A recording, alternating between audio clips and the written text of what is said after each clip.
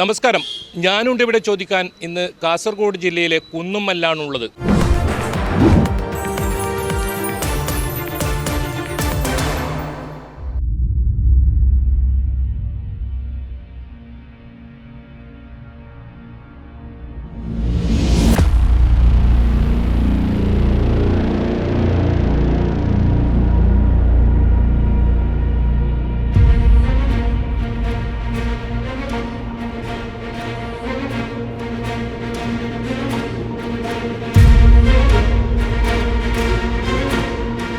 ബേക്കൽ അതുപോലെ തന്നെ കോവളം ജലപാതക്കായി സ്ഥലം ഏറ്റെടുക്കുമ്പോൾ ആശങ്കപ്പെടുന്ന നിരവധി കുടുംബങ്ങളുണ്ട് കാസർഗോഡ്. പ്രത്യേകിച്ച് അരൈ മുതൽ ചിത്താരി വരെ കൃത്രിമ ജലപാത നിർമ്മിക്കുമ്പോൾ നിരവധി കുടുംബങ്ങൾക്കാണ് വീട് നഷ്ടപ്പെടുന്നത്. ഒപ്പം കുടിവെള്ളം മുട്ടുമെന്ന ആശങ്കയും ഇവർ ഉയർത്തുന്നു. എന്തായാലും ആക്ഷൻ കമ്മിറ്റിയുടെ പ്രവർത്തകർ അതുപോലെ തന്നെ സ്ഥലം നഷ്ടപ്പെടുന്നവരൊക്കെ നമ്മോടൊപ്പം ഇപ്പോൾ ചേരുന്നുണ്ട്. നമുക്ക് ആദ്യം തന്നെ പ്രശസ്ത ശില്പി ശ്രീ കാനായി കുഞ്ഞിരാമനാണ് ഇതിൻ്റെ രക്ഷാധികാരി. അദ്ദേഹത്തോട് തന്നെ ഇതിൻ്റെ കാര്യങ്ങൾ ചോദിക്കാം. ഇതിനോട് എന്താണ് നിലവിലെ ഒരു അവസ്ഥ? നിലവിലെ അവസ്ഥ നമുക്കെല്ലാവർക്കും അറിയാം. വെള്ളം കയറി വീട് മുഴുവൻ വെള്ളം കയറി നശിക്കാൻ പോകണം. എല്ലാവരും നോക്കിക്കൊണ്ടിരിക്കുക. കാരണം അവിടുന്ന് ഒരാൾ പറഞ്ഞത് വേണം. അപ്പോൾ ഇതാണ് പ്രശ്നം. ഇവിടെ സ്വന്തം അഭിപ്രായമില്ലാത്ത മാതിരി നമ്മുടെ കാസർഗോഡുകാരെ ചീത്തയായിരിക്കുന്നു. ഇല്ല, ജില്ലയിൽ മൊത്തമുള്ളൊരു സ്വഭാവം. അപ്പം നാട്ടിന് എന്തെങ്കിലും പ്രശ്നം വന്നാൽ നാട്ടുകാരെ മുമ്പോട്ട് വിടില്ല. ചില ശക്തികൾ പിന്നിലുണ്ട്. ആ ശക്തിയാണ് നമ്മൾ കണ്ടറിയേണ്ടത്. നാട് നന്നായാൽ രാജ്യം നന്നാവും, വീട് നന്നായാൽ നാട് നന്നാവും, നാട് നന്നായാൽ രാജ്യം നന്നാവും. എത്ര സിമ്പിളാണ് ഭരിക്കാൻ. ഇതെല്ലാം ഇവിടെ ചെയ്യുന്നത്. ഇത് ജനകീയ ഭരണമാണോ ഏകാധിപത്യ ഭരണമാണോ എന്ന് ചോദിക്കേണ്ട ഒരു അവസ്ഥയാണിപ്പോൾ. എന്താണ് ഈ ജലപാത വരുമ്പോൾ ഉണ്ടാകുന്ന, പ്രത്യേകിച്ച് കാസർഗോഡുകാർക്കുണ്ടാകുന്ന പ്രശ്നം എന്താണ്? കാരണം ജലപാതയുടെ ആവശ്യമില്ല. എന്നെ സംബന്ധിച്ചോളം ഇവിടെ ജലപാതയുടെ ആവശ്യമില്ല. ടൂറിസത്തിനായാലും എന്തായാലും അഥവാ ജലത്തിൽ കൊണ്ടുപോയി പടിഞ്ഞാറ് അറബിക്കടലിൽ നിസ്സാര കാര്യം, 10 പൈസ ചിലവില്ല. ഇത് ആർക്ക് വേണ്ടിയിട്ടാണ് ജലപാത ഉണ്ടാക്കുന്നത്? അതാണ് എൻ്റെ ചോദ്യം. ഉത്തരവില്ല. ഞാൻ പലരോടും ചോദിച്ചു ആർക്ക് വേണ്ടി ജലപാത ഉണ്ടാക്കുന്നത്? ഉത്തരവില്ല. ഗവൺമെൻറ്റും ഉത്തരം പറയുന്നില്ല. എങ്ങനെയാണ് ഈ കൃത്രിമ ജലപാത അരൈ മുതൽ ചിത്താരി വരെ നിർമ്മിക്കാൻ ഉദ്ദേശിക്കുന്നത്? ഇല്ല, ഇവിടെ കൃത്രിമ ജലപാതയുടെ ആവശ്യമില്ല. കാരണം നമുക്കൊരു പ്രശ്നമില്ല. ഭൂമിയെ സംബന്ധിച്ചോളം പച്ചഭൂമിയാണ്. കേരളം പോലത്തെ പച്ചഭൂമി ചീത്തയാക്കരുതെന്നാണ് ഞാൻ ഗവൺമെൻറ്റിനോട് അപേക്ഷിക്കുന്നത്. ഗവൺമെൻറ് ഇതിനെപ്പറ്റി ആലോചിക്കുന്നില്ല. വരാൻ പോകുന്ന ഭാവിയിലത്തെ പ്രശ്നങ്ങൾ ഗവൺമെൻറ്റാണ് ആദ്യം ആലോചിച്ച് ജനങ്ങൾക്ക് വാണിംഗ് കൊടുക്കേണ്ടത്. ചെയ്യരുത്. ഇത് ജനങ്ങളാണ് ഗവൺമെൻറ്റോട് ചെയ്യരുത്. അപ്പോൾ ഇത് ജനാധിപത്യമാണോ ഞാൻ ചോദിക്കുന്നത്. ഈ സർക്കാർ ഈ പദ്ധതിയുമായി മുന്നോട്ട് പോകുമ്പോൾ ഏത് രീതിയിലൊക്കെ പ്രതിരോധം ഉണ്ടാക്കാനാണ് ഇപ്പോൾ നമ്മൾ? അതിപ്പം നമ്മളെല്ലാവരോടും സംസാരിച്ചത് താങ്കൾക്ക് മനസ്സിലാവും. എല്ലാവരും പല രീതിയിൽ മുമ്പോട്ട് വരാൻ തയ്യാറാണെന്ന് മനസ്സിലായി.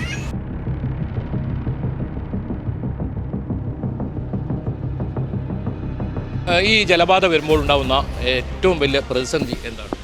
കുടിവെള്ളം മുട്ടും എന്നുള്ളത് തന്നെയാണ്. കാരണം നമ്മുടെ മുന്നിൽ ഇപ്പം ആലപ്പുഴ കരിമണൽ ഖനന വിരുദ്ധ സമിതിയുടെ ചെയർമാൻ ശ്രീ സുരേഷ് കുമാർ എസ് നമ്മുടെ ഒപ്പമുണ്ട്. ഈ പരിപാടിക്ക് നമ്മളിവിടെ ഒരു പ്രതിഷേധ പരിപാടി, അതായത് ഇലക്ഷനുമായി ബന്ധപ്പെട്ട് സ്ഥാനാർത്ഥികളോട് ചോദിക്കാം ഞങ്ങൾ എന്ത് ചെയ്യണം ഇനി എന്ന് ചോദിക്കാനുള്ള ഒരു പരിപാടിയാണ് ഞങ്ങൾ ഇവിടെ സംഘടിപ്പിച്ചിരുന്നത്. ദൗർഭാഗ്യവശാൽ അവിടെ ഈ പരിപാടിക്ക് മുഖ്യ കക്ഷികളായിട്ടുള്ള UDFിൻ്റെയും LDFിൻ്റെയും പ്രതിനിധികൾ ഇവിടെ വന്നിട്ടില്ല. NDAയുടെ പ്രതിനിധി വന്ന് നമ്മളോടൊപ്പം തന്നെയാണെന്ന് അവർ നമ്മളോട് അറിയിച്ചിട്ടുണ്ട്. അതേപോലെ തന്നെ സുരേഷ് കുമാർ ആലപ്പുഴയിൽ നിന്ന് നമ്മളോട് ഐക്യദാർഢ്യം പ്രകടിപ്പിക്കാൻ വേണ്ടിയിട്ടാണ് ഇവിടെ എത്തിച്ചേർന്നിട്ടുള്ളത്. നമുക്കുള്ള ആശങ്ക എന്ന് പറയുന്നത് കുടിവെള്ളം തന്നെയാണ് ആദ്യം. കാരണം എന്ന് വെച്ച് കഴിഞ്ഞാൽ ആലപ്പുഴയിൽ സുരേഷ് കുമാർ താമസിക്കുന്ന സ്ഥലത്ത് ഈ കരിമണൽ ഖനനവുമായി ബന്ധപ്പെട്ടും തണ്ണീർമുക്കം ബണ്ടും പിന്നെ കോട്ടപ്പള്ളി ബ്രേക്ക് വാട്ടറും ഇതുമായി ബന്ധപ്പെട്ട് അവിടെ നേരത്തെ അവർക്ക് സുലഭമായി ലഭിച്ചിരുന്ന കുടിവെള്ളം അത് ആലോചിക്കണം. നമ്മൾ തീർത്തും തന്നെ ഇതൊക്കെ അറിയാതെ കുറേ ആൾക്കാരാണ് നമ്മളൊക്കെ ഉള്ളത്. കാരണം കേരളത്തിൽ തന്നെ ആണെങ്കിലും മറ്റു ഭാഗങ്ങളിൽ നടക്കുന്ന ഇതുപോലുള്ള കാര്യങ്ങൾ എല്ലാവർക്കും അറിയണമെന്നില്ല. നമ്മളിത് മനസ്സിലാക്കാൻ ശ്രമിക്കുകയാണ്. കാരണം സുരേഷ് കുമാർ ഇന്ന് അസന്നിഗ്ധമായി ഞങ്ങളോട് പറഞ്ഞു, ഞങ്ങൾ കുടിച്ചുകൊണ്ടിരുന്ന കുടിവെള്ളം ഞങ്ങൾക്ക് ഇന്നില്ല, അതിന് പകരം ഞങ്ങൾക്ക് ഉപ്പുവെള്ളമാണ്. ആ ഉപ്പുവെള്ളത്തിൽ നമുക്ക് അലക്കാനോ കുളിക്കാനോ കുടിക്കാനോ ഒന്നിനും പറ്റാത്തൊരവസ്ഥയാണ്. ഇതൊക്കെ പൈപ്പിൽ കൊണ്ടുവന്ന് ആരെങ്കിലും കൊണ്ടു തന്നു കഴിഞ്ഞാൽ 1 ലിറ്റർ 1 ലിറ്റർ അങ്ങനെയൊക്കെയുള്ള അവസ്ഥയിലാണ് ഞങ്ങൾ ജീവിക്കുന്നതെന്ന് സുരേഷ് കുമാർ ഞങ്ങളോട് പറഞ്ഞു കഴിഞ്ഞു. അപ്പോൾ ഇത്തരത്തിലുള്ള ഭയമാണ് ഞങ്ങൾക്കും ഈ പദ്ധതിയുമായി ബന്ധപ്പെട്ട് ആശങ്കയുള്ളത്. കാരണം എന്ന് വെച്ച് കഴിഞ്ഞാൽ ചിത്താരിപ്പുഴയും അരയിപ്പുഴയും എന്ന് പറയുന്നത് ഇപ്പോഴും തന്നെ നിലവിൽ തന്നെ ഇപ്പോൾ നിങ്ങൾക്ക് മാധ്യമപ്രവർത്തകർക്ക് നന്നായിട്ട് അറിയുന്നതാണ്, ഇപ്പോഴും തന്നെ ഉപ്പുവെള്ളത്തിൻ്റെ അംശം ഉള്ള വെള്ളമാണ് ആ പ്രദേശങ്ങളിലെ ആൾക്കാർക്ക് കുടിക്കാൻ കിട്ടുന്നത്. ഇനി ഇത് തുറന്നു കഴിഞ്ഞ് ഇത്രയും 40 മീറ്റർ വീതിയിലും 6.5 കിലോമീറ്റർ നീളത്തിലുള്ള 8 മീറ്ററോളം ആഴത്തിൽ കുഴിക്കുന്ന ഒരു വലിയ പുഴ എന്നുള്ള രീതിയിലുള്ള ഈ സാധനം വന്നു കഴിയുമ്പോൾ എവിടെ നിന്ന് ഇവിടത്തേക്ക് വെള്ളം വരും? ഇത്രയും വലിയൊരു പുഴയിലേക്ക് എവിടെ നിന്നാണ് വെള്ളം കൊണ്ടുവരിക എന്നുള്ളതിന് ഇവർ എന്തോ പഠനമൊക്കെ ഉണ്ടാക്കിയിട്ടുണ്ടെന്ന് പറയുന്നു. അങ്ങ് മുള്ളേരിയിൽ നിന്ന് കൊണ്ടുവരുന്നൊക്കെയാണ് അത്ര അതിനകത്ത് എഴുതി വെച്ചിരിക്കുന്നത്. നമ്മളെ വാട്ടർ അതോറിറ്റിയുടെ എഞ്ചിനീയറായിട്ടുള്ള കുഞ്ഞിഷ്ണൻ സാറിൻ്റെ കയ്യിൽ ഇതിൻ്റെ പഠനത്തിൻ്റെ മുഴുവൻ റിപ്പോർട്ടും കയ്യിലുണ്ട്. വേറെ അബദ്ധജടിലമായിട്ടുള്ള ഇത്തരം പഠനങ്ങളുടെ ഇത് വെച്ചിട്ട് ആ പഠനത്തിൻ്റെ സപ്പോർട്ടോടുകൂടി ഇത്തരം പദ്ധതികൾ നടപ്പിലാക്കാമെന്നാണ് അധികാരികൾ വിചാരിക്കുന്നത്. കാരണം നമ്മൾ ഇപ്പം സർക്കാരിനോട് നേരിട്ട് ചോദിക്കുമ്പോൾ ഇല്ലേ വിവരാവകാശ രേഖകൾ പ്രകാരമുള്ള ചോദ്യങ്ങൾ ചോദിക്കണം, നമുക്ക് കൃത്യമായ ഒരു മറുപടിയും എവിടെ നിന്നും കിട്ടുന്നില്ല. തൃപ്തികരമായ മറുപടി നമ്മൾ പ്രതീക്ഷിക്കണം എന്നല്ല പറയുന്നത്, പക്ഷേ എങ്കിലും എന്തെങ്കിലും ഒരു മറുപടി വേണ്ടേ? അല്ല ഞങ്ങൾക്കൊന്നും അറിയില്ല എന്നാണ് മഹാഭൂരിപക്ഷം ആൾക്കാരും ഇതിന് നമുക്ക് തരുന്ന മറുപടി. പക്ഷേ അതേ സമയത്ത് തന്നെ ഇപ്പോൾ ചിത്താരിയിൽ റെഗുലേറ്റർ കം ബ്രിഡ്ജും അതിനോടൊപ്പം തന്നെ നാവിഗേഷൻ ലോക്കും ഒന്ന് ആലോചിച്ച് നോക്കണം. നമ്മൾ ഞാനിത് സുരേഷ് കുമാർ സാറിൻ്റെ അടുത്ത് ഇപ്പം ചോദിച്ചതേ ഉള്ളൂ. തണ്ണീർമുക്കം ബണ്ടിൽ നാവിഗേഷൻ ലോക്ക് ഉണ്ടാക്കിയിട്ട് 40-50 വർഷമായി. ഈ 40-50 വർഷം ആയിട്ടും തണ്ണീർമുക്കം ബണ്ടിലെ കൂട്ടി ഇന്ന് വരെ ഒരു റെഗുലറായിട്ടുള്ള തോണി യാത്രയോ ഇല്ലെങ്കിൽ ഒരു ബോട്ട് യാത്രയോ ഇല്ലെങ്കിൽ ഒരു ചരക്ക് ഗതാഗതമോ ഇന്ന് വരെ നടന്നിട്ടില്ല. അപ്പോൾ ഇതിൻ്റെ Kerala water authority and infrastructure limited എന്ന് പറയുന്ന ഒരു നമുക്ക് പ്രൈവറ്റ് കമ്പനിയിൽ നിന്ന് തന്നെ പറയണം. കാരണം അതിൻ്റെ 51% ഷെയറും ഉള്ളത് സിയാലിനാണ്. കൊച്ചി ഇൻ്റർനാഷണൽ എയർപോർട്ട് ലിമിറ്റഡ് എന്നുള്ള എന്താണ് കൊച്ചി എയർപോർട്ട് ലിമിറ്റഡിൻ്റെ കമ്പനിയും ഈ വാട്ടർ അതോറിറ്റി വാട്ടർ ട്രാൻസ്പോർട്ടും തമ്മിൽ ബന്ധമെന്നുള്ളത് പോലും നമുക്കറിയില്ല. പക്ഷേ അങ്ങനൊരു കമ്പനിയാണ് ഇത് നടപ്പിലാക്കാൻ സർക്കാർ ചുമതലപ്പെടുത്തിയിരിക്കുന്നത്. അപ്പോൾ ആ കമ്പനിയുടെ ചീഫ് എഞ്ചിനീയറോട് നമ്മൾ ചോദിച്ചപ്പോൾ അദ്ദേഹത്തിനും വ്യക്തമായ ധാരണയൊന്നുമില്ല. പക്ഷേ അദ്ദേഹം സമ്മതിക്കുന്നു നമ്മളടുത്ത് ഈ തണ്ണീർമുക്കം ബണ്ടിലെ കൂടെ ഒന്നും ഇതുവരെ ഒരു യാത്രാ ബോട്ടും പോയിട്ടില്ല. പക്ഷേ ആ യാത്രാ ബോട്ട് ഇനി എപ്പോൾ പോകുമെന്ന് അദ്ദേഹത്തോട് ചോദിക്കുമ്പോൾ അദ്ദേഹത്തിന് യാതൊരു മറുപടിയില്ല. അപ്പോൾ ഞാൻ അദ്ദേഹത്തോട് ചോദിച്ചു, നിങ്ങൾ ഇതിലൂടെ യാത്ര പോയിട്ട് പോരെ ഇനി അടുത്ത ഒരു ഇതേപോലുള്ള സാധനം ഉണ്ടാക്കി വെക്കുന്നത്? അപ്പോൾ അതിന് അദ്ദേഹം ചിരിക്കുകയാണ്. അപ്പോൾ ഇത്തരത്തിൽ തീർത്തും എന്താ പറയുക, ഒരു അനുചിതമായ ഒരു പദ്ധതി, ഒട്ടും തന്നെ പഠനങ്ങളോ ഇല്ലെങ്കിൽ പാരിസ്ഥിതിക സാമൂഹിക ആഘാത ഇങ്ങനെയുള്ള പഠനങ്ങളോ ഒന്നും തന്നെ നടത്താതെ ഒരു DPR പോലും ഇല്ലാത്തൊരു പദ്ധതി എന്തിനാണ് സർക്കാർ ഇത്രയും ധൃതി പിടിച്ച് ഇല്ലെങ്കിൽ ഞങ്ങളുടെയൊക്കെ അന്നവും കുടിവെള്ളവും ഒക്കെ മുട്ടുന്ന രീതിയിൽ കൊണ്ടുവരുന്നത് എന്ന് ഞങ്ങൾക്ക് എത്ര ആലോചിച്ചിട്ടും പിടികിട്ടും.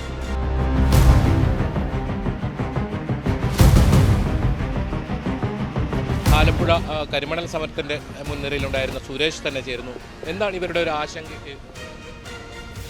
സാർ, ഇത് ഈ കുടിവെള്ളത്തിൻ്റെ ഒരു വലിയ പ്രശ്നം നമ്മളിപ്പം അഭിമുഖീകരിച്ചുകൊണ്ടിരിക്കുകയാണ്. ബാംഗ്ലൂർ സിറ്റിയിൽ ജോലി ചെയ്യുന്ന നമ്മുടെ മക്കളും ബന്ധുക്കളും എല്ലാം അവിടെ നിന്ന് പോയിക്കോ എന്ന് പറയേണ്ട ഒരു അവസരത്തേക്ക് എത്തിയിരിക്കുകയാണ്.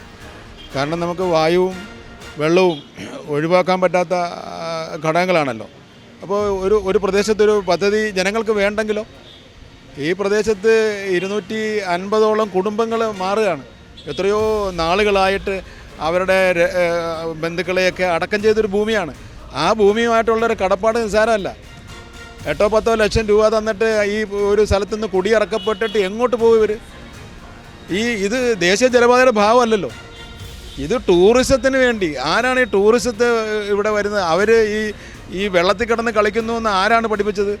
എനിക്കറിയാം, ആലപ്പുഴ ടൂറിസത്തിൻ്റെ കേന്ദ്രമല്ലേ. അവിടെ ആ വേമ്പനാട് കായൽ നശിച്ചു.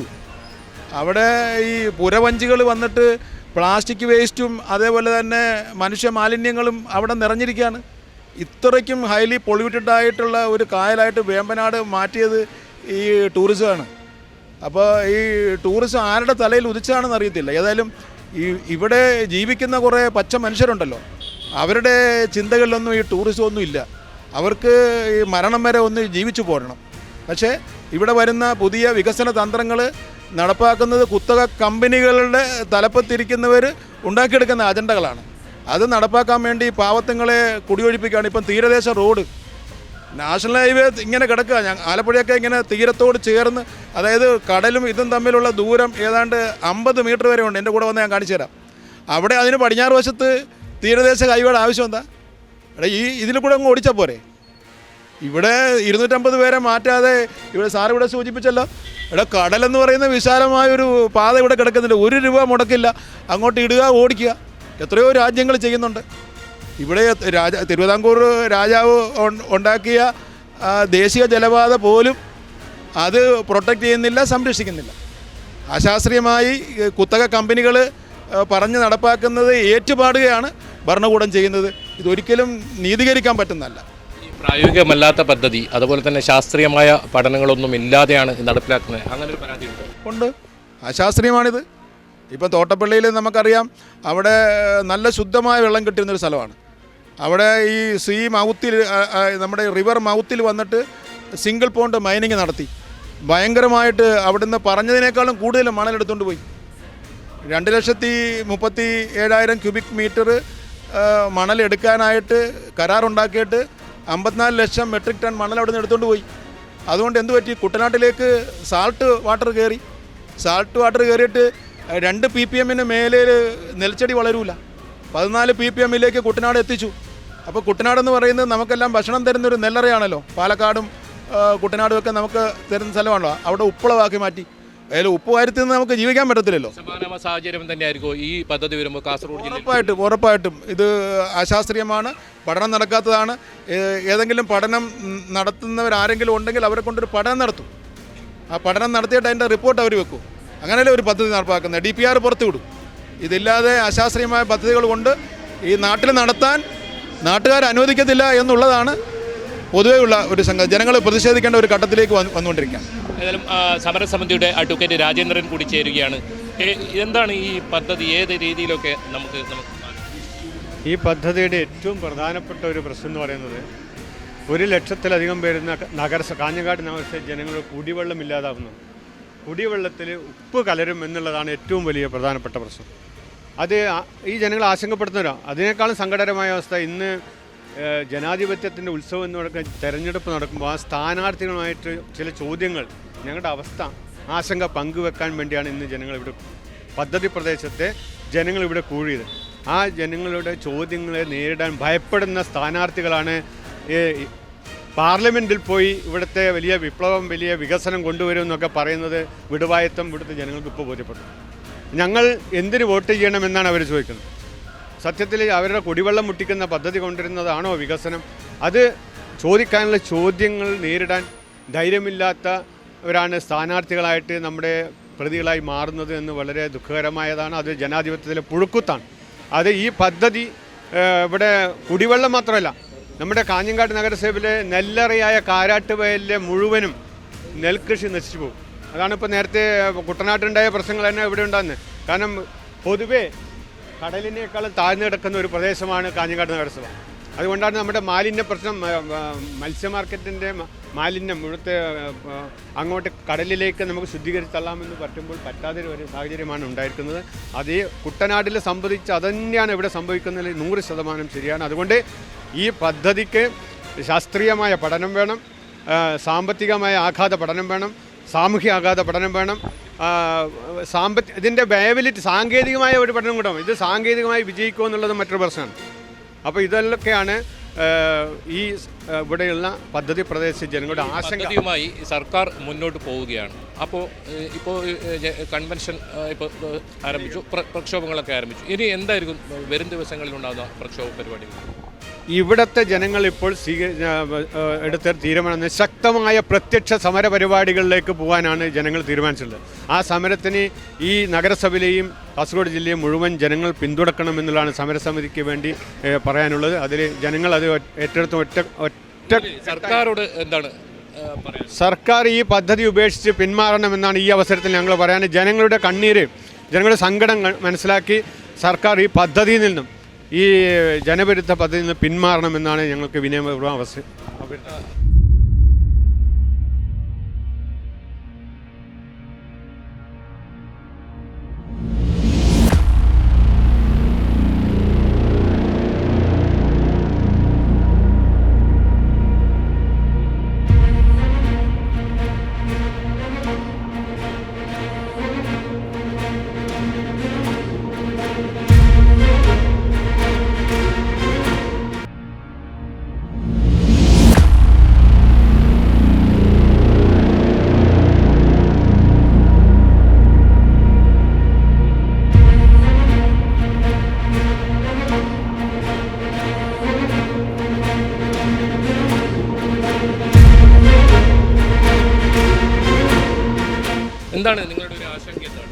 നമ്മളുടെ വീട് ഉള്ള സ്ഥലത്തെ കൂടിയാണ് ഇപ്പോൾ ജലപാത പോണ്, ഓവർ ബ്രിഡ്ജ് പോകുന്നതെന്നൊക്കെ പറയുന്നത്. ഇപ്പോൾ പറയുന്നത് അവർ തോട് എടുക്കുന്നില്ല, തോടിൻ്റെ അപ്പുറത്തൂട്ടിയാണ് എടുക്കുന്നതെന്നാണ് പറയുന്നത്. പക്ഷെ നമ്മൾ എത്രയും കഷ്ടപ്പെട്ടിട്ട് ഒരു വീട് കെട്ടി ഒന്ന് ജീവിതത്തിൽ ആഗ്രഹമല്ലേ, അതെല്ലാം പോവാച്ച ഭയങ്കര കഷ്ടപ്പാടാണ്. പിന്നെ വെള്ളം, നമ്മളെ വെള്ളമൊക്കെ ഉപ്പ് വെള്ളമാവും, കുടിക്കാൻ പറ്റില്ല, പക്ഷെ അങ്ങനെയൊക്കെ പറയുന്നത്. പക്ഷേ ഇതിന് നമുക്ക് വ്യക്തമായ ഒരിതുമില്ല.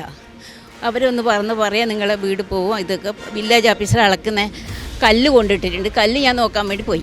കല്ല് നോക്കാൻ പോയപ്പോൾ വില്ലേജ് ഓഫീസറോട് ചോദിക്കാൻ പറഞ്ഞു അത് ജലബാധയുണ്ടാകുന്നു, ഞങ്ങൾക്കൊന്നും ഇതിനെക്കുറിച്ച് അറിയില്ല എന്നാണ് അവർ പറഞ്ഞത്. പക്ഷേ ഞങ്ങൾക്ക് ആർക്കും അറിയില്ല ഇത് എന്താണ് വരാൻ പോകുന്നത് എന്നൊന്നും അറിയില്ല. എന്താണ് നിങ്ങൾക്ക് സർക്കാരോട് എന്താണ് പറയുക? നമ്മൾക്കൊരിക്കലും ഈ പദ്ധതിയായിട്ട് മുന്നോട്ട് പോകാൻ താല്പര്യമില്ലാത്തൊരു പദ്ധതിയാണ്. ഇത് ഒരിക്കലും വരാൻ ഞങ്ങൾ അനുവദിക്കൂല. ഞങ്ങൾക്ക് ശുദ്ധമായ വെള്ളം വേണം കുടിക്കാൻ. ഇനി വരും തലമുറക്ക് നല്ല സ്വതന്ത്രമായിട്ട് ഇവിടെ ജീവിക്കാനും സുഖകരമായി ജീവിക്കാനും ശുദ്ധമായ വെള്ളം നമുക്ക് ആവശ്യമാണ്. അപ്പം ഒരിക്കലും ഈ പദ്ധതിയായിട്ട് മുന്നോട്ട് പോകാൻ നമ്മൾ താല്പര്യപ്പെടുന്നില്ല.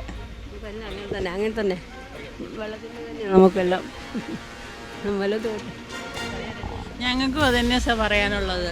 ശുദ്ധമായ വെള്ളം കുടിച്ച് ഞങ്ങൾക്ക് ജീവിച്ച് മരിക്കണം, അല്ലെങ്കിൽ അങ്ങനെ ജീവിച്ച് മരിക്കണ്ടെന്ന് വിചാരിക്കുന്നു. ശുദ്ധമായ വെള്ളമാണ് ഞങ്ങൾക്കും ഞങ്ങളെ കുട്ടികൾ ഇന്നും ഞങ്ങൾ സന്തോഷമായിട്ട് ജീവിക്കുന്നത്. ശുദ്ധമായ ജലം ഞങ്ങൾക്ക് കിട്ടുന്നത് കൊണ്ട് മാർച്ച് മാസമാകുമ്പോൾ കിണറ്റിൻ്റെ അടിവരെ ആയി. ഇനിയിപ്പോൾ ഈ ജലബാധ വന്നാൽ ഞങ്ങൾക്ക് ആകെ തെങ്ങുണ്ട് കുറച്ച്, അതെല്ലാം ഉപ്പുവെള്ളം വന്ന് നശിക്കും. അപ്പം ഞങ്ങളെ കുട്ടികളുണ്ടല്ലോ അവരെങ്ങനെ ജീവിക്കും? ഇപ്പോൾ ബാംഗ്ലൂരെല്ലാം ജോലി ചെയ്യുന്നു, ഒരു തുള്ളി വെള്ളമില്ലാതെ അവർ കഷ്ടപ്പെടുവാന്ന്. അവരോടെല്ലാം വർക്ക് ഹോം ചെയ്യാൻ വേണ്ടി പറയുകയാണ്. അപ്പോൾ ആ കുട്ടികളെല്ലാം വന്നാൽ ഈ വെള്ളം ഇല്ലാത്ത സ്ഥലത്ത് എങ്ങനെ ജീവിക്കും? ഇനി ഈ വയസ്സുകാലത്ത് നമ്മളെല്ലാം ഏത് നാട്ടിൽ പോകും, എവിടെ വെള്ളം കിട്ടും? നമ്മളെ കൊണ്ട് ജീവിക്കാൻ പറ്റില്ല. ഞങ്ങൾ മരിച്ചാലും ഇതിനനുവദിക്കില്ല. അത് ഗവൺമെൻറ് ഞങ്ങളെ കണ്ട് ഞങ്ങളുടെ ഈ ബുദ്ധിമുട്ട് കണ്ട് ഇതിൽ നിന്ന് ഒഴിവാകണം എന്നാണ് എനിക്ക് പറയുന്നത്. നമ്മൾ ഇവിടെ തന്നെ വർഷങ്ങളായിട്ടുള്ളതല്ലേ, അപ്പം നമുക്കിനി ഒരു പുതിയൊരു സ്ഥലത്ത് സ്ഥലം എടുക്കാനും വീട് എടുക്കാനും ഇല്ല, സാമ്പത്തികവും ഇല്ല, അതിന് നമുക്കത് അഡ്ജസ്റ്റ് ചെയ്ത് ജീവിക്കാനും പറ്റൂല. പിന്നെ ജനങ്ങൾക്ക് വേണ്ടാത്തത് ജനങ്ങളിൽ അടിച്ചേൽപ്പിക്കുന്നത് ശരിയല്ല എന്നുള്ളതാണ് എൻ്റെ അഭിപ്രായം. ദേശീയപാത വികസനവുമായി ബന്ധപ്പെട്ട് വീട് നഷ്ടപ്പെടുന്നതോടൊപ്പമാണ് ഇപ്പോൾ ഇങ്ങനൊരു സംഭവം. എൻ്റെ വീട് ആദ്യമൊന്ന് പോയി ഹൈവേക്ക് വേണ്ടിയിട്ട്, ഇപ്പോൾ രണ്ടാമത് ജലപാതക്ക് വേണ്ടിയിട്ട് പോകുന്നു വേണ്ടാണ് പറയുന്നത്. ജലപാതക്ക് വേണ്ടി പോകുന്നു പറഞ്ഞിട്ട് വന്നിട്ടുണ്ട് വിവരം. ഇതിൻ്റെ സർക്കാർ ഇതിൻ്റെ ആവശ്യമൊന്നുമില്ല. ഉപ്പ് വെള്ളം കയറും, എൻ്റെ വീട് കൂടി വയ്ക്കുമ്പോൾ ഭയങ്കര ബുദ്ധിമുട്ട് വരും, താമസിക്കാൻ പറ്റില്ല, ചുറ്റുപാട് ഇതെല്ലാം എനിക്ക് പറയാനുണ്ട്. നേരത്തെ സൂചിപ്പിച്ചു സർക്കാരിൻ്റെ പദ്ധതികൾ. ഇപ്പോൾ കേരളയിൽ വലിയ ആശങ്കയോടുകൂടി വലിയ പ്രക്ഷോഭവും ഒക്കെ ഉണ്ടായിരുന്നു. ഇതിപ്പോൾ കോവളം മുതൽ ബേക്കൽ വരെ നീണ്ടു നിൽക്കുന്ന ഒരു പദ്ധതിയാണ്. ഇത്തരം ഒരു പദ്ധതി ശരിക്കും ആവശ്യമുണ്ട്.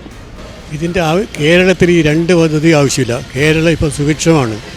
ഇപ്പോൾ എൻ്റെ അഭിപ്രായം വികസനം എന്ന് പറഞ്ഞാൽ പുതുതായിട്ട് എന്തും ഉണ്ടാക്കിക്കിട്ടില്ല. കേരളത്തിൽ ഇത് പച്ച പിടിച്ച സ്ഥലവും കുളവും മലയെല്ലാം സംരക്ഷിക്കുക, അതാണ് വികസനം. പുതുതായിട്ട് വേണമെങ്കിൽ അത് പുരോഗമനവാദികൾ വന്നിട്ട് പറയാൻ എങ്ങനെയാണ് ചെയ്യേണ്ടത്. സംരക്ഷണമാണ് നമുക്കിന്ന് കേരളത്തിൽ വികസനമായിട്ട് കാണുന്നത്. എൻ്റെ വീട് മോശമായി എന്ന് പറഞ്ഞാൽ അയൽവാസി ഞാൻ പൊളിക്കോ? എനിക്കറിയാം എൻ്റെ വീട് ഏറ്റവും മാതൃകാ വീടാണ്. പൊളിക്കാൻ പറഞ്ഞത് അന്യനാട്ടിലാണ്. അപ്പം മന്ത്രി എന്ന് പറയുന്നത് മന്ത്രിമാരാണ് ഇതെല്ലാം പഠിച്ച് നാട്ടുകാർക്ക് സുരക്ഷിതത്വം കൊടുക്കേണ്ടത്. ഒരു വീട്ടിൽ കാരണവരായിട്ടാണ് മുഖ്യമന്ത്രി നമ്മൾ എടുക്കേണ്ടത്. അപ്പോൾ ഈ കുട്ടികളെയും ജനങ്ങളെ മുഴുവൻ തീറ്റി പോയിട്ടത് കാരണവരല്ലേ. ഇവിടെ എന്താ നടക്കുന്നത്? കാരണവർ ഇഷ്ടത്തിന് നടക്കുക, ഉള്ളരെ പറ്റി ചിന്തയില്ല. എന്താണ് ഇതിൻ്റെ കഥ എന്നറിയാതെ സത്യമായിട്ട് പറയുകയാണെങ്കിൽ ഒരു ഗവൺമെൻറ് ഞാൻ ഇതുവരെ കണ്ടിട്ടില്ല ഇങ്ങനൊരു രീതിയിൽ. കാരണം ജനങ്ങളായിട്ട് ബന്ധമില്ല ഗവൺമെൻറ് ഏകാധിപതിയായിട്ടൊക്കെ നടത്തുന്നു. അത് ശരിയല്ല എന്നാണ് എനിക്ക് തോന്നിയത്. ഇപ്പോൾ കുഞ്ഞിരാമനെ സംബന്ധിച്ചിടത്തോളം മുഖ്യമന്ത്രിയെ പിണറായി വിജയനെ ഉൾപ്പെടെ നേരിട്ട് കണ്ട് സംസാരിക്കാൻ കഴിയുന്ന ഒരു വ്യക്തിയാണ്. ഇതിൻ്റെ രക്ഷാധികാരി കൂടിയാണ് സമരസമിതിയുടെ. അങ്ങനെ മുഖ്യമന്ത്രി നേരിട്ട് കണ്ട് ഈ പ്രശ്നം അവതരിപ്പിക്കാൻ ഇല്ല. മുഖ്യമന്ത്രി എൻ്റെ സുഹൃത്താണ്, അടുത്ത സുഹൃത്താണ്. ഞാൻ കോവളത്ത് ശംഖുമുഖത്ത് ലോകത്തിലെ ഏറ്റവും വലിയ മത്സ്യകന്യക ശംഖുമുഖത്താണെന്ന് ഇംഗ്ലണ്ടിലെ കമ്മിറ്റിക്കാർ പറഞ്ഞു. അവരെന്നെ അറിയിച്ചു. എന്നിട്ട് സർട്ടിഫിക്കറ്റും തന്നു. ഞാനെന്നിട്ട് മന്ത്രിയോട് പറഞ്ഞു. അപ്പോൾ മുഖ്യമന്ത്രി പറഞ്ഞു എന്താ കുഞ്ഞിരാമൻ, ഞാൻ പറഞ്ഞു ശരിയല്ല. ഒരു ഇംഗ്ലണ്ടിലോ അമേരിക്കയിലാണെങ്കിൽ ഒരിക്കലും അങ്ങനെ ചെയ്യില്ല. നമ്മളിവിടെ അതിൻ്റെ വില അറിയാത്തതുകൊണ്ട്. കടകംപള്ളി എന്ന് പറഞ്ഞ മന്ത്രി പിന്നെ ടൂറിസം മന്ത്രിയായിട്ട് വന്നപ്പോഴാണ് അത് ചെയ്തത്. അപ്പോൾ മന്ത്രിക്ക് വിവരമില്ലെങ്കിൽ ഇന്ന് നാട്ടിനെക്കുറിച്ച് സാംസ്കാരിക രംഗത്തെക്കുറിച്ച് മന്ത്രിക്ക് വിവരമില്ലെങ്കിൽ ഈ നാട്ടിൻ്റെ സ്ഥിതി എന്തായിരിക്കും? അപ്പോൾ പ്രധാനമായിട്ട് ഏകാധിപതിയായിട്ട് ഭരിക്കുന്നത് പഴയ കാലത്ത് ശരിയാണ്, രാജാക്കന്മാരും മറ്റ് മുസോളിനിയും ഹിറ്റ്ലറൊക്കെ, അതെല്ലാം നമുക്കുണ്ട്. പുതിയ ജനാധിപത്യ വ്യവസ്ഥ ഉണ്ടാക്കി നമ്മൾ രാജ്യം മാതൃകയായിട്ട് ലോകത്തിന് കാഴ്ച കൊടുക്കണം. ഈ പ്രശ്നം ജനങ്ങളെ പ്രശ്നം മനസ്സിലാക്കി ഇതിൽ നിന്നും സർക്കാർ പിന്തിരിയും, അല്ലെങ്കിൽ ഇതിനൊരു പ്രശ്ന പരിഹാരം ഉണ്ടാക്കുമെന്ന് വിശ്വസിക്കുന്നുണ്ടോ? ഇല്ല, പ്രശ്ന പരിഹാരമുണ്ട്. പരിഹാരത്തിന് സംസാരിക്കാൻ മുമ്പോട്ട് ആൾ വരണ്ടേ? നമ്മളെന്തെങ്കിലും പറഞ്ഞാൽ മന്ത്രിമാർ മുമ്പോട്ട് വേണ്ട എന്താ വേണ്ടത്? ഇതുവരെ ഒരു മന്ത്രി ചോദിച്ചിട്ട് പറഞ്ഞിട്ടുമില്ല, അടുപ്പിക്കില്ല. ബന്ധപ്പെട്ട മന്ത്രിയായിട്ട് ചോദിച്ചപ്പോൾ ഒന്നും മിണ്ടുന്നില്ല, വന്നാൽ കാണാമെന്നില്ല രീതിയിൽ. അത് ശരിയല്ല, ഇത് ജനാധിപത്യമല്ല. ഞാൻ പല രാജ്യങ്ങളിലും താമസിച്ചിട്ട് പോയിട്ട് എല്ലാ ഇതിലും, പക്ഷേ എൻ്റെ ലൈഫിൽ ഇങ്ങനത്തെ ഒരു മന്ത്രിസഭ കണ്ടിട്ടില്ല സത്യമായിട്ട്. ആരും എല്ലാം എൻ്റെ സുഹൃത്തുക്കളാണ്, പക്ഷേ പറയാതിരിക്കാൻ വയ്യ. അതുപോലെ തന്നെ വർഷങ്ങളായി ഉള്ള കിടപ്പാടം നഷ്ടപ്പെടുന്നവരും ഒപ്പം ഇത്തരത്തിൽ വലിയ സ്ത്രീകൾ ഉൾപ്പെടെ ഇനിയും പേരുണ്ട്. നമുക്ക് പറയാനുള്ളത് നമ്മൾ അതിയാമ്പൂർ കാലിക്കട് പറയുന്ന തോടിൻ്റെ സൈഡിൽ ആ കരയിൽ തന്നെ താമസിക്കുന്നത്. പക്ഷേ നമുക്ക് കൃത്യമായ ഇതില്ല, ഞങ്ങളുടെ സ്ഥലം പോകുന്നുണ്ട്, വീട് പോകുന്നുണ്ടെന്ന് അറിയില്ല. എന്നാലും ഈ ജലപാത അതിൽ കൂടി വന്നാലും നമ്മളെ വീട് നഷ്ടപ്പെടും. അടുത്തുള്ള വീട്ടുകാർക്ക് ഉപ്പുവെള്ളം കയറിയിട്ട് നമുക്ക് ജീവിക്കാനും ഭയങ്കര ബുദ്ധിമുട്ടാണ് ആവുമെന്ന് ഞാൻ പറഞ്ഞു. അമ്മയോട്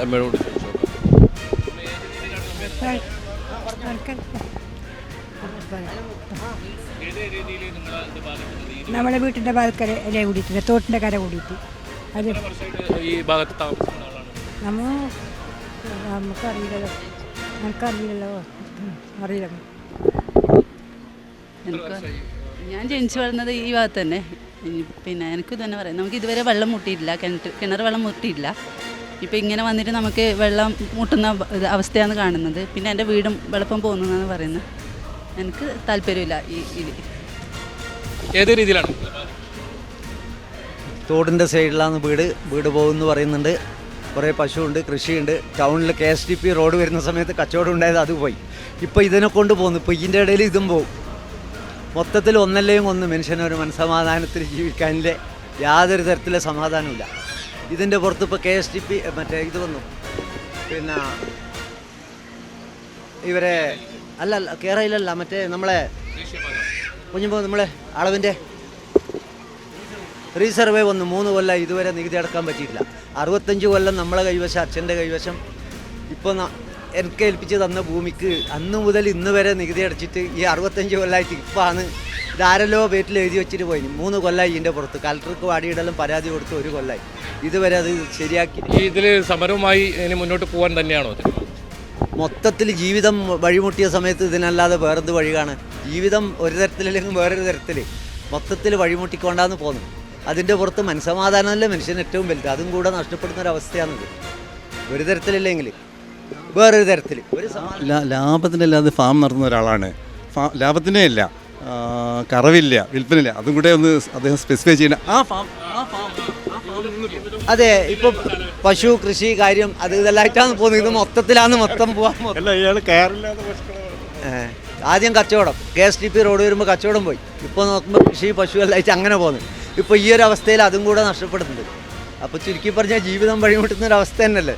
വലിയൊരു പ്രശ്നം തന്നെയാണ് ഇപ്പോൾ ഈ ജലപാതയിലൂടെ ഉയർന്നു വന്നിരിക്കുന്നത്. എന്തായാലും വികസനത്തിന് ജനങ്ങൾ എതിരല്ല. അതേസമയം തന്നെ ഇത്തരം പദ്ധതികൾ ആരംഭിക്കുമ്പോൾ കൃത്യമായ പഠനം, ശാസ്ത്രീയമായ പഠനം ഉൾപ്പെടെ നടത്തി വേണം ഇത്തരം പദ്ധതികൾ കൊണ്ടുവരാൻ തന്നെയാണ് ജനങ്ങൾ ഒന്നാകെ പറയുന്നത്. എന്തായാലും ഞാനുണ്ട് ഇവിടെ ചോദിക്കാൻ. ഇവിടെ പൂർണ്ണമാകുന്നു. നമസ്കാരം.